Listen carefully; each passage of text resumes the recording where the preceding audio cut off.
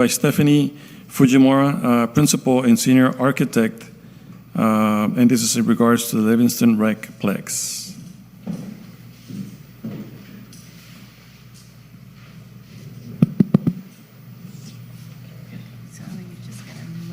Gotcha.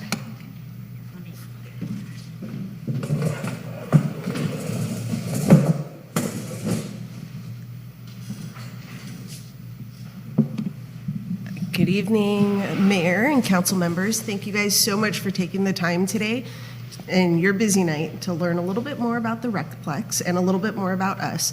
I realize that a lot of you are either new to your position or things have shifted and don't really know who I am or who Dolan is or what role we're playing for you on the Rec-Plex. So I'm going to do a little bit of introductions to start us off.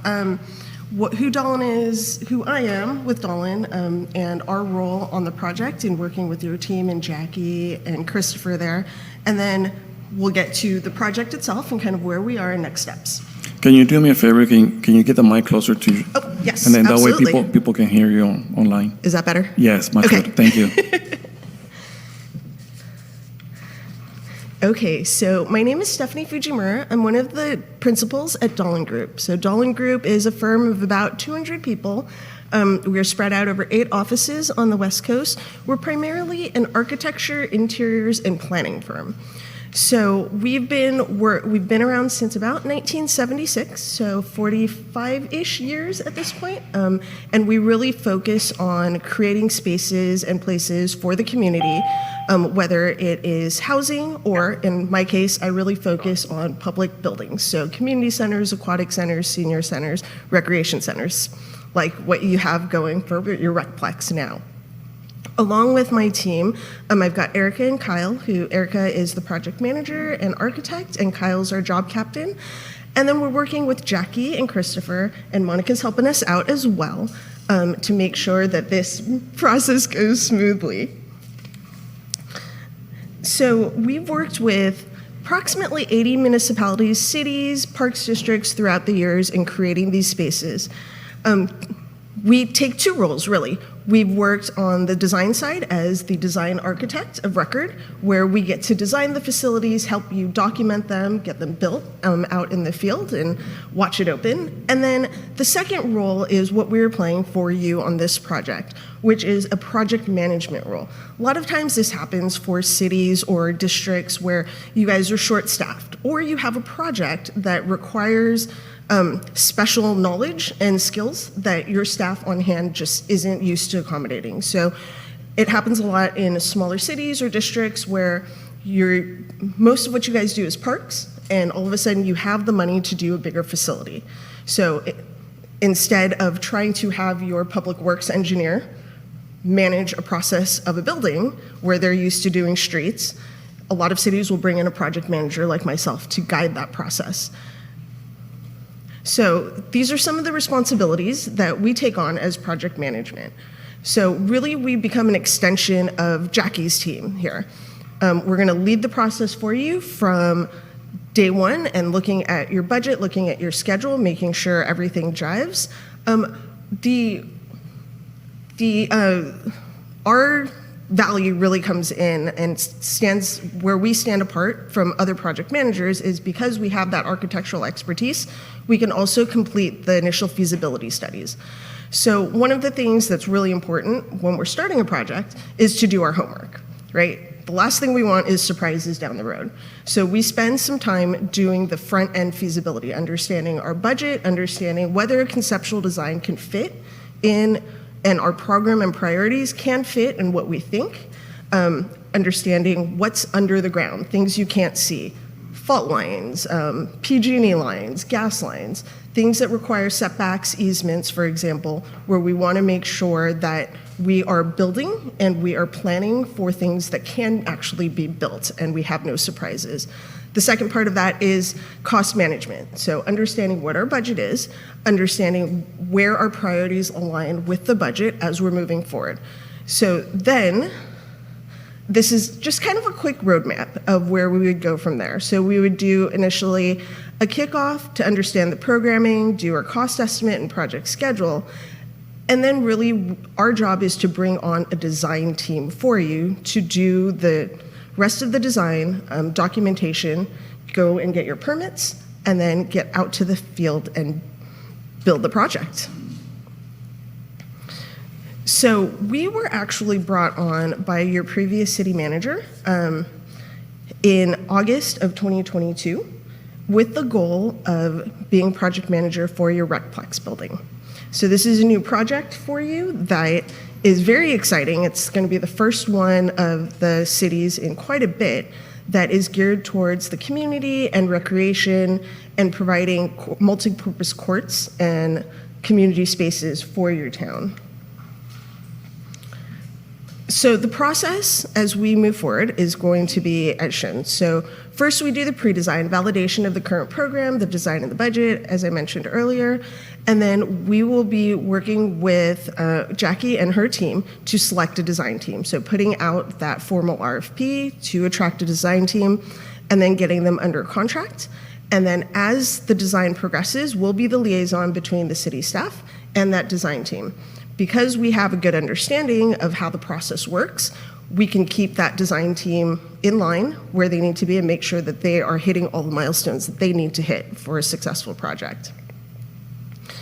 As they finish up documentation and get their permits, we'll assist with putting this out to general contractor bid, full public bid process, and then as we move through construction, our team will be helping Jackie as the city's representative in the field, and also coordinating with your construction manager to ensure everything is brought to fruition the way it needs to be. And then post-construction, making sure all the closeout materials and all the maintenance items and all of the punch list items are taken care of at the end of the day.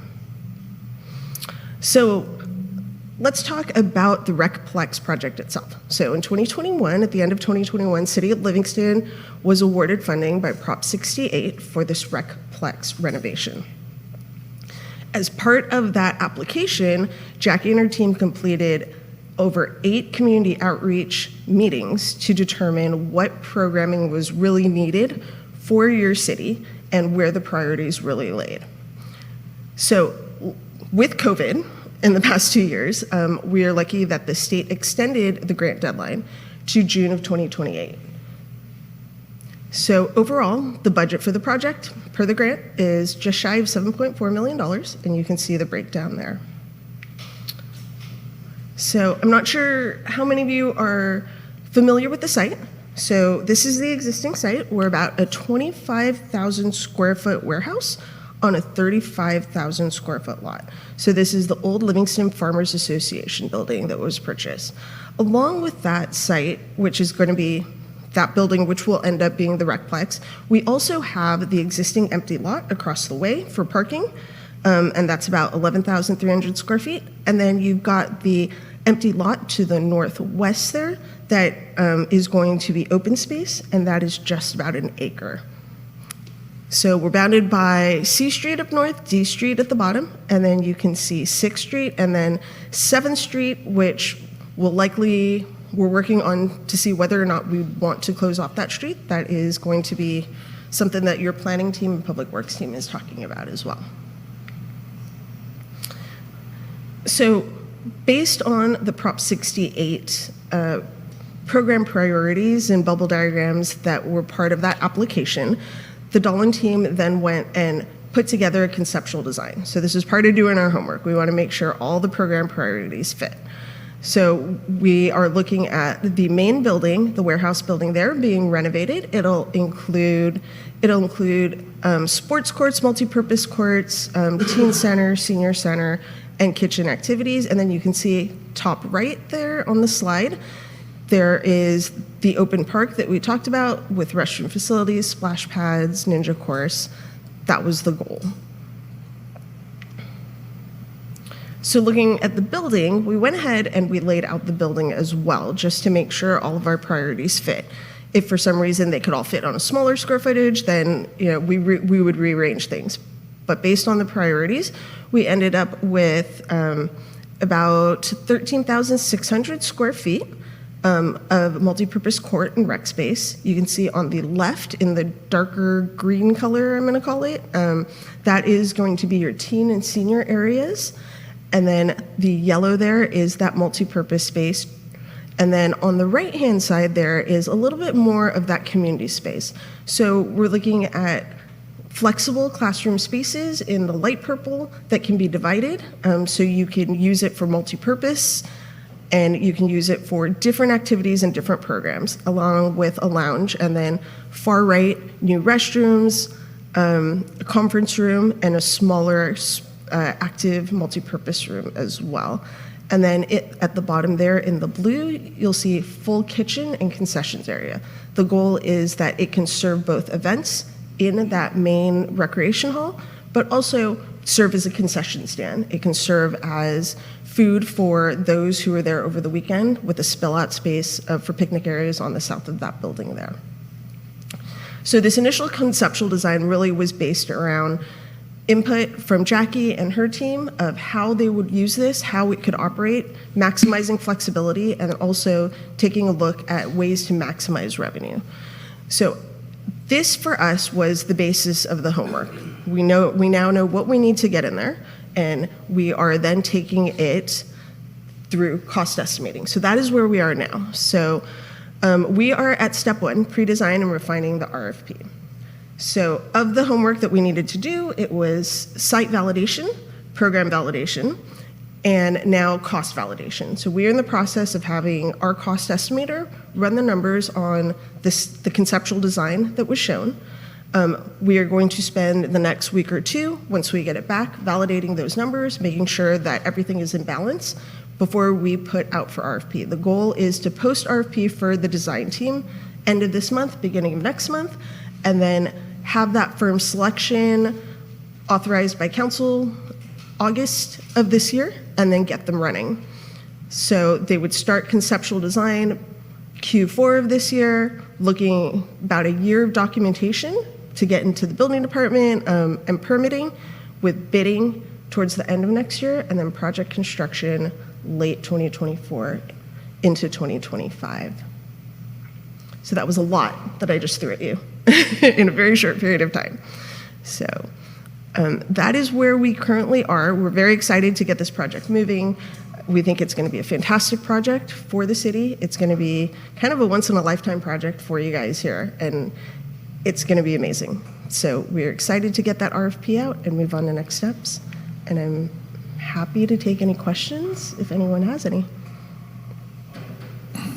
Can you go back to the one previous slide?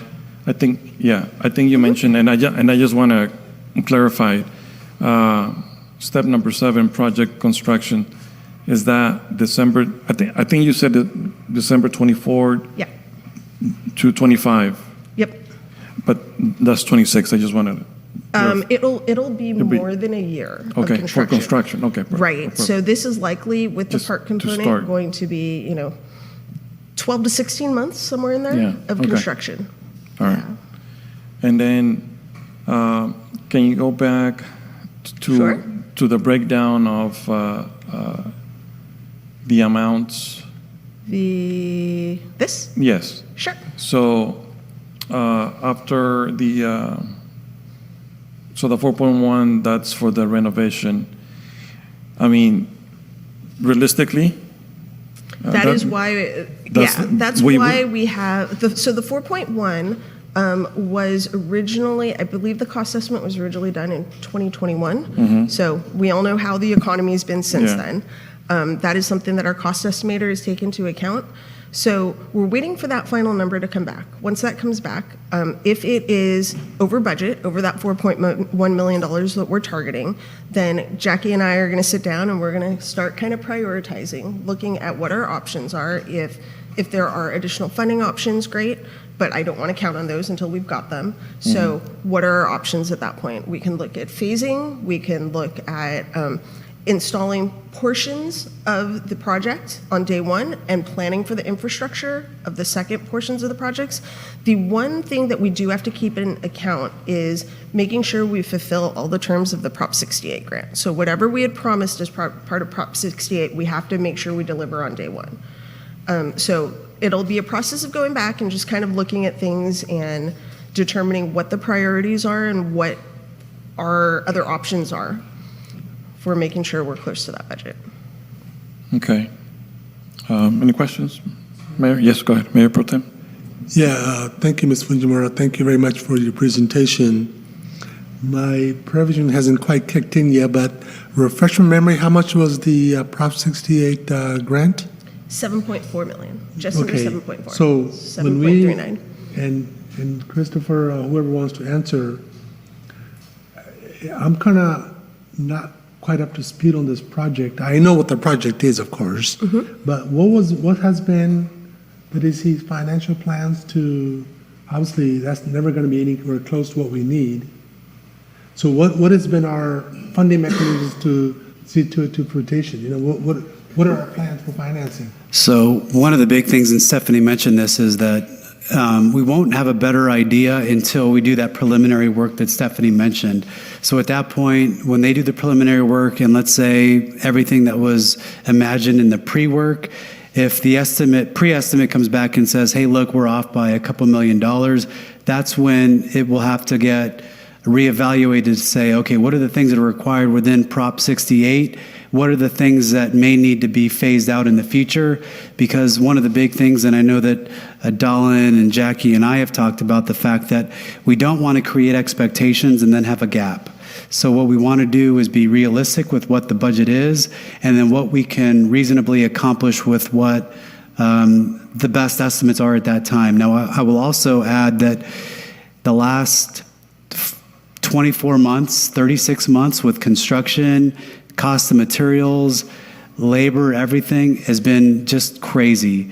So we're hoping that that the estimate that we get on the front side right now will be kind of a better gauge as to what we may need to rescope, so that we have a project that is feasible with the budget that we have, because the last thing we want to do is say that we have a gap of X amount of dollars and have a promise to the community that we cannot fulfill without additional funding. So we're very mindful of that. Yeah, and the question again is, when this project started, and I'm all for the project, just so everybody knows, everybody's clear, okay?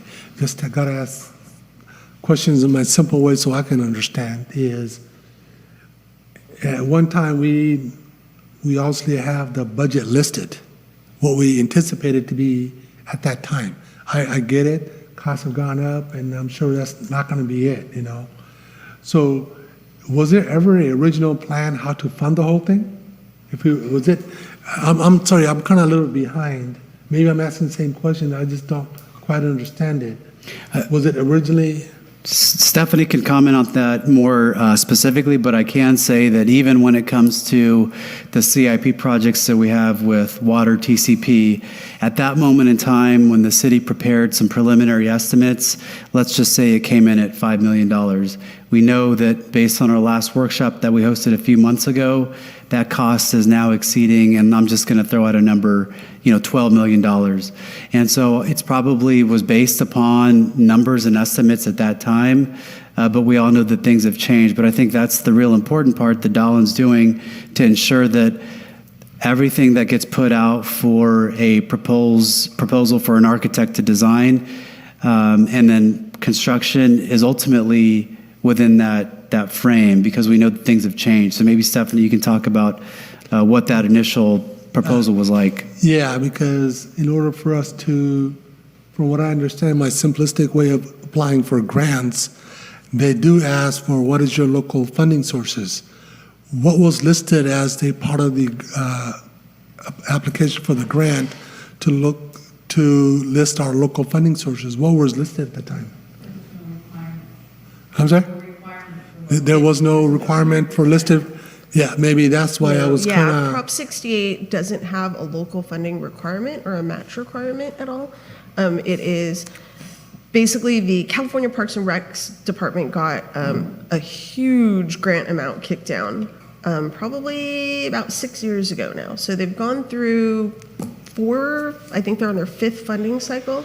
So they accepted applications starting in 2010, I want to say.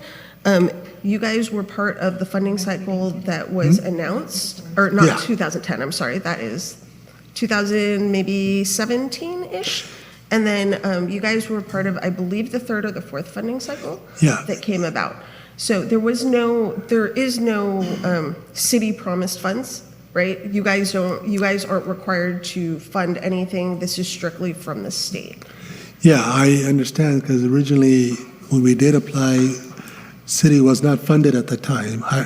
Yeah, and it's my lack of total knowledge of the Prop 68 too. So in my mind, I was kind of quitting with our others when we applied for funding sources, be it through state, through whatever. Usually they ask for local matches or local funding sources. What are you going to? So that's what I was not quite understanding. So thank you very much. Thank you for that. Anybody else? Before I go out to public comment. Jackie, you were raising your two hands.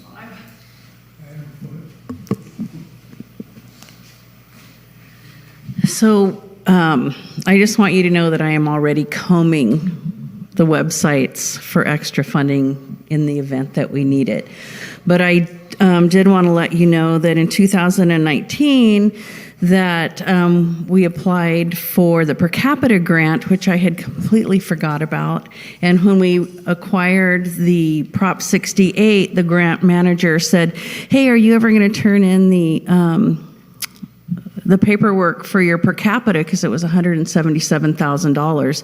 So it came in at the perfect time, and it actually is going to fund the equipping of the commercial kitchen and all of the banquet needs, so that we can provide, different kind of events at that. So we are looking, even if it's a few $100,000 at a time, for something that we could apply for. I do know that when we wound up getting this grant, because of the building that's all gone up around the city, at that time, the only area that we could even qualify for a low-income grant was where that property is. And so it's not going to be an easy feat to try to find something that we don't have a big match on. So everybody just keep your eyes peeled, and hopefully, we can find the funding to make it if we come in, or if the estimate comes in where we need more money. Thank you, Jackie. I know that I'm always sending you guys links and information about grants, so I'll keep them coming to you guys.